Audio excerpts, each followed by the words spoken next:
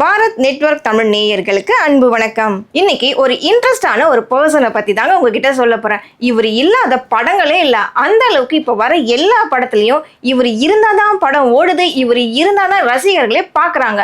அதுவும் மட்டும் இல்லாம வர ஹீரோக்கள் எல்லாமே இவர் இருக்காரா, இவர் இருந்தாதான் இந்த படத்துல நடிப்பேன், இவர் வந்தாதான் இந்த படத்துல நான் கமிட் ஆவேன் அப்படின்னு ஆர்டர் போடுற அளவுக்கு அந்த அளவுக்கு பெரிய வெற்றி பெற்றிருக்காரு இந்த நடிகர். அவர் யாருன்னு பாப்போமா? வேற யாரும் இல்ல, காமெடி நடிகர் யோகி பாபு.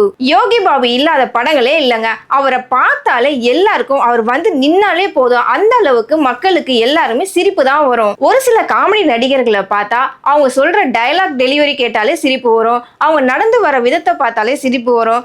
ஆனா யோகி பாபுக்கு மட்டும் ஒரு தனி ஸ்பெஷாலிட்டியே இருக்கு. அது என்னன்னா அவரோட உருவம் தாங்க. ஆக்சுவலா உருவத்தை பத்தி பேசவே கூடாது.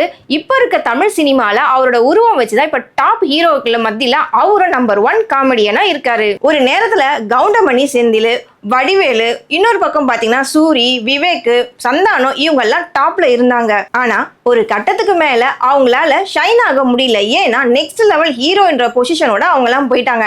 நான் நடிச்சா ஹீரோவா தான் நடிப்பேன்னு இப்படி காமெடி நடிகர் எல்லாரும் கிளம்பிட்டதுனால தமிழ் சினிமால கொஞ்சம் ரீசெண்டான காலத்துல பாத்தீங்கன்னா காமெடி ஆக்டருக்கான இடம்லாம் ரொம்ப காலியாவே இருந்தது. அந்த நேரத்துல வந்தவர் தான் யோகி பாபு. அவருக்குன்னு பார்த்து அதிர்ஷ்டம் தாறுமாறா அடிச்சிருக்கு. யோகி பாபு இந்த பேர் எப்படி வந்தது தெரியுமா? யோகி பாபுவோட சொந்த ஊர் எதுன்னு தெரியுமா? யோகி பாபு ஆரணி என்ற ஊர்ல தான் பிறந்திருக்காரு. 1985ல பிறந்திருக்காரு. அது மட்டும் இல்லாம யோகி பாபுவோட தாத்தா பாத்தீங்கன்னா ஒரு நாடக கம்பெனில நடிகரா வேலை பார்த்திருக்காரு. யோகி பாபுவோட அப்பா வந்து ஆர்மியில இருந்திருக்காங்க. ரொம்ப நாளா பாத்தீங்கன்னா அவங்க அப்பா கூடவே ஆர்மியில இருந்ததுனால காஷ்மீர், சென்னை இப்படியே சுத்திட்டு தான் இருப்பாங்களாம். ஒரு கட்டத்துக்கு மேல ஆரணியில வந்து செட்டில் ஆயிட்டாங்க. ஆரம்பத்துல பாத்தீங்கன்னா யோகி பாபுக்கு தன்னோட அப்பா மாதிரியே ராணுவத்துல ஜாயின் பண்ணணும், ராணுவத்துல சேர்ந்து நான் நாட்டுக்காக உழைக்கணும்னு தான் ரொம்ப ஆர்வமா இருந்தாராம்.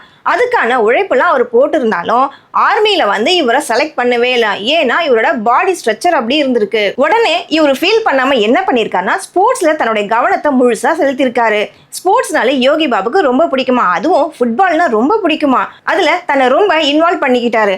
ஆனாலுமே அவருக்கு ஆர்மியில எந்த ஜாபும் கிடைக்கல. ஒரு நாள் என்ன பண்ணாரு தெரியுமா? ரொம்ப வெக்ஸ் ஆகி மனுஷன் வந்து திருத்தணியில இருக்க முருகன் கோயிலுக்கு சாமி கும்பிட போயிருக்காரு. அங்க சாமி கும்பிட்டுட்டு வெளியில வந்து உட்காந்து ரிலாக்ஸ் பண்ணும்பொழுது தான் ஒரு பெரிய சம்பவமே நடந்திருக்குங்க. அங்கதான் அவரோட லைஃப்ல ஒரு டேர்னிங் பாயிண்டே நடந்திருக்கு. அது என்னன்னு பாத்தீங்கன்னா லொல்லு சபான்ற ஒரு ப்ரோக்ராம் போயிட்டு இருந்தது. அந்த ப்ரோக்ராம்கான ஷூட்டிங் வந்து திருத்தணி முருகன் கோயில் வாசல்ல எடுத்திருக்காங்க. அதனுடைய டைரக்டர் வந்து ராம்பாலா. அவரு யோகி பாபுவை தூரத்துல இருந்து பார்த்து, நீங்க ஒரு சீன்லயாவது வந்து அங்க நிக்கிறீங்களா, இது வந்து ஒரு காமெடியான ஷோ, இந்த ஷோல நீங்க வந்து நில்லுங்க, உங்களோட உருவம் ரொம்ப நல்லா இருக்கு, பார்க்கவே நீங்க ரொம்ப காமெடியனா இருக்கீங்க, வாங்கன்னு சொல்லி கூப்பிட்டாராம். சரி நம்ம சும்மா தானே இருக்கோம், போய் நிக்கலான்னு சொல்லிட்டு யோகி பாபு அங்க போய் நின்று இருக்காரு. அடிச்சதுங்க யோகம் மனுஷனுக்கு. ஆரம்பத்துல லொல்லு சபால இவருக்குன்னு சில காட்சிகள் வராத நிலையிலும் இருந்தாலும் சின்ன சின்ன கேரக்டர்ல இவர் போய் காமெடி பண்ணியிருக்காரு. ஆனா அந்த அளவுக்கு பெருசா பேசப்படல. என்னாலும் இவர் என்ன பண்ணியிருக்காரு, வெக்ஸ் ஆகல. உடனே சென்னைக்கு புறப்பட்டு வந்திருக்காரு. சென்னை ஏவிஎம் ஸ்டுடியோல போய் பாத்தீங்கன்னா அங்க இருக்க கம்பெனிகள்ல ஏதாவது ஒரு சான்ஸ் கொடுங்க, நான் நடிக்கணும் அப்படின்னு சொல்லி எல்லார்கிட்டையும் கேட்டிருக்காரு. அப்பெல்லாம் பாத்தீங்கன்னா ஒரு படம் நடிக்கணும், அதுல வந்து குரூப்பா நிக்கணும், அதுல வந்து கூட்டத்துல நிக்கணும் அப்படின்னு சொல்லிட்டு ஆர்டிஸ்ட் எல்லாம் வந்து செலக்ட் பண்ணி கூட்டிட்டு போவாங்க. அந்த மாதிரி யோகி பாபுவும் பர் டே கணக்குல, அதாவது ஒரு நாளைக்கு இவ்வளவு சம்பளம் அப்படின்ற ஒரு கணக்குல அவரையும் கூட்டிட்டு போனாங்களாம். ஆரம்பத்துல இப்படிதான் யோகி பாபு சினிமா சான்ஸ் எல்லாம் கிடைச்சிருக்கு. சின்ன சின்ன கேரக்டர் எல்லாம் நடிப்பாராம். சம்டைம்ஸ் ஹீரோக்கு பேக் சைடு நின்று போஸ் கொடுப்பாராம். அப்படி நடிச்ச படங்க தான் பாத்தீங்கன்னா அட்டகத்தி, பையா, வேலாயுதம், கலகலப்பு போன்ற இந்த மாதிரி படங்கள்லாம் பாத்தீங்கன்னா சின்ன சின்ன கேரக்டர்ல யோகி பாபு நடிச்சிருப்பாரு. அதுக்கப்புறம் பாத்தீங்கன்னா 2008ல யோகி என்ற படத்தோட ஷூட்டிங் ஸ்டார்ட் ஆச்சு. இந்த படத்தோட நடிகரும் தயாரிப்பாளர் யாரும் பாத்தீங்கன்னா நடிகர் அமீர். இந்த படத்துல பாத்தீங்கன்னா இவரே நடிச்சிருப்பாரு, இவரே இந்த படத்தை தயாரிச்சிருப்பாரு. யோகி படத்தோட டைரக்டர் யார் பாத்தீங்கன்னா சுப்பிரமணிய சிவா. அவருடைய கண்கள்ல யோகி பட்டதுனால யோகி என்ற படத்தின் மூலியமா யோகி பாபுன்னு தன்னோட பேரு மாத்திக்கிட்டாரு. ஆக்சுவலா இவரோட பேர் வந்து பாபு தான். ஆனா அதுதான் அவரோட முதல் மூவிங்கிறதுனால யோகி பாபுன்னு தன்னோட பேரை மாத்திக்கிட்டாரு. அதுக்கப்புறம் நிறைய படங்கள்ல கமிட் ஆனாரு யோகி பாபு. கொஞ்ச நாள் அவருக்கு சினிமா சான்ஸ் கண்டினியூவா கிடைச்சிட்டே இருந்தது. ஆனா போக போக அவருடைய கஷ்டங்கள் அதிகமாயிட்டே போயிட்டே தான் இருந்ததுங்க. ஏன்னா சொல்ற அளவுக்கு அவருக்கான அமௌண்ட் எதுவுமே கிடைக்கல. ஒரு நாளைக்கு 100 ரூபாய் கிடைக்கிறது ரொம்ப பெரிய விஷயமாவே இருந்தது. ஒரு நேரத்துல என்ன ஆச்சுன்னா கவலையோட சரி நான் திரும்பவும் என் ஊருக்கே போயிடுறேன் அப்படின்னு கவலையோட இருந்தாரு. ஆனா சரி வேண்டாம், சென்னைக்கு வந்துட்டோம், எவ்வளோ முடியுமோ அவ்வளோ முயற்சி பண்ணலாம், அது வரைக்கும் வேற ஏதாவது வேலை பார்க்கலான்னு சொல்லிட்டு பூந்தமல்லியில் இருக்க ஒரு ஹோட்டலில் போய் வேலை பார்க்குறாரு. அந்த ஹோட்டல்ல இவர் கூட இன்னொரு காமெடி நடிகரும் ஃப்ரெண்ட் ஆகுறாரு. அவர் வேற யாரும் இல்லைங்க, முண்டாசுப்பட்டி ராமதாஸ். அவரும் இவரும் க்ளோஸ் ஃப்ரெண்ட் ஆகுறாங்க. அங்கேயும் வந்து இவங்க 2 பேருக்குள்ள ஒரு அக்ரிமெண்ட் போட்டுக்கிறாங்க. எனக்கு சினிமா சான்ஸ் கிடைச்சா நான் உனக்கு சொல்றேன், உனக்கு சினிமா சான்ஸ் கிடைச்சா நீ எனக்கு சொல்லுன்னு 2 பேரும் அக்ரிமெண்ட் போட்டுக்கிறாங்க.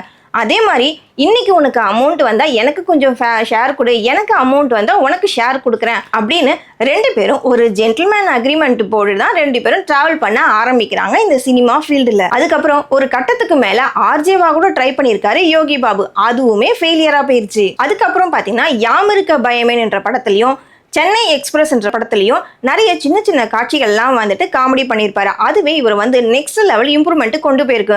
அதாவது எந்த ஒரு விஷயத்தையுமே நம்ம தீவிரமாக லவ் பண்ணோன்னு வச்சுக்கோங்களேன், எனக்கு இந்த விஷயம் தான் வேணும், எனக்கு இதுதான் வேணும், ஒரு பக்கம் பிடிவாதமாக இருந்தாலும் இன்னொரு பக்கம் விடாமுயற்சியோட ஒர்க் பண்ணிகிட்டே இருந்தோம்னா நம்ம என்ன ஆசைப்படுறோமோ அது சக்சஸ் ஆகும்ன்றது யோகி பாபு மூலியமா எல்லாருக்குமே தெரிஞ்சது. அதுக்கப்புறம் பாத்தீங்கன்னா யாமிருக்க பயம்ன்ற ஒரு பேய் படத்துல நடிச்சிருப்பாரு. அந்த படத்துல இவரை பார்க்கும் போதே எல்லா ரசிகரும் குபீர்னு சிரிச்சுட்டாங்களாம். இவரு அந்த படத்துக்காக அவங்க அம்மாவை கூட்டிட்டு போய் தியேட்டர்ல காமிச்சிருக்காரு. எல்லாருமே யோகி பாபு சீன் வந்தோடனே நல்லா சிரிச்சிருக்காங்க.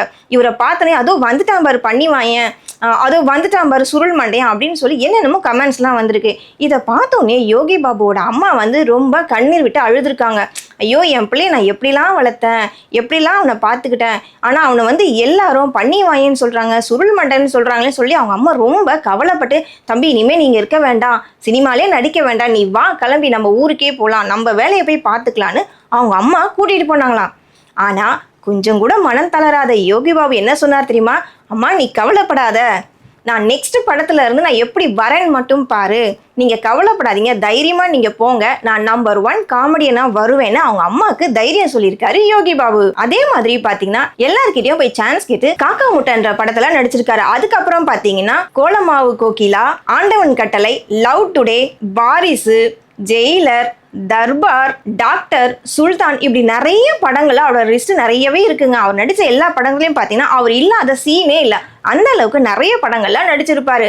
அதுவும் கோலமாவு கோகிலால நயன்தாராவுக்கு கூட சேர்ந்து நடிச்சிருக்கும் போது தான் ரொம்ப அல்டிமேட்டா இருக்கும் அவர் பண்ற காமெடி எல்லாம். அதுக்கப்புறம் பார்த்தீங்கன்னா லவ் டுடே பிரதீப்போட டைரக்ஷன்ல இவர் நடிச்சிருப்பாரு. அதுலேயுமே ரொம்ப சீரியஸான காமெடியனா வருவார். அந்த அளவுக்கு சிரிக்க மாட்டார், ஒன்றும் பண்ண மாட்டார். ஆனால் அவர் நடந்து வர வாக்கிங் ஸ்டைல பார்த்தீங்கன்னா ரொம்ப காமெடியா இருக்கும். அதுக்கப்புறம் பார்த்தீங்கன்னா ஜெயிலர்ல சூப்பர் ஸ்டார் ரஜினிகாந்த் கூட நடிச்சிருப்பாரு. அதுலேயுமே ரொம்ப சீரியஸான காமெடியன் மாதிரி பண்ணுவார். இவர் வந்து நின்னாலே போதுங்க, ரசிகர்கள்லாம் ஆரவாரத்தோட கைத்தட்டி இவரை வரவேற்பாங்க. அந்த அளவுக்கு உச்சத்தில் இருக்காரு நம்ம யோகி பாபு. ஒரு காலகட்டத்தில் ஒரு நாளைக்கு வெறும் 100 ரூபாய் சம்பளம் மட்டும் வாங்கிட்டு இருந்த யோகி பாபு இன்னைக்கு ஒரு நாளைக்கு எவ்வளோ வாங்குறாரு தெரியுமா?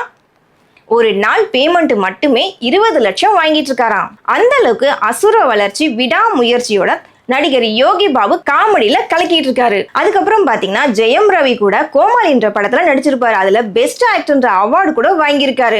அதுக்கப்புறம் பாத்தீங்கன்னா கூர்கா படம், அதுலயும் வந்து அவருக்குன்னே எடுத்த மாதிரி இருக்கும் அந்த படம். இவர் நடிக்கிற எல்லா படத்துலயும் பாத்தீங்கன்னா இவருக்குன்னு வைக்கிற காமெடிலாம் ரொம்ப இயல்பாவே இருக்குங்க. ரொம்ப ஆடம்பரமா நான் யாரு தெரியுமா அப்படின்னு ஆட்டம்லாம் போட மாட்டார். ரொம்ப கேஷுவலா அழகா வந்து காமெடி பண்ணிட்டு போவாரு. இவரை பார்த்தாலே ரசிகர்களுக்கு தன்னால சிரிப்பு வந்துருங்க. அந்த அளவுக்கு மனுஷன் ஒரு லுக்கு கொடுத்தாலே போதும், ரொம்பவும் இம்ப்ரெசிங்கா இருக்கும். ரஜினி, அஜித், விஜய், சூர்யா, கார்த்திக்னு இப்படி எல்லாரோட படத்துலயும் இவர் இருந்தாதான் நாங்க நடிப்போம்னு எல்லா ஹீரோங்களும் சொல்லுவாங்க. நம்ம இளைய தளபதி விஜயோட சேர்ந்து நிறைய படங்கள்ல நடிச்சிருக்காரு. அதுவும் பாத்தீங்கன்னா விஜய்க்கு காமெடினா ரொம்ப பிடிக்கும். முக்கியமா பாத்தீங்கன்னா யோகி பாபுனா ரொம்ப பிடிக்கும். அவங்க 2 பேரும் சேர்ந்து நடிக்கிற காமெடி எல்லாம் பாத்தீங்கன்னா நினைச்சு சிரிக்கிற அளவுக்கு ரொம்ப இயல்பாவே இருக்குங்க. அந்த அளவுக்கு இந்த மனுஷன் பாத்தீங்கன்னா ரொம்ப கேஷுவலா ரொம்ப கூலா சில் பண்ணிட்டு போவாரு.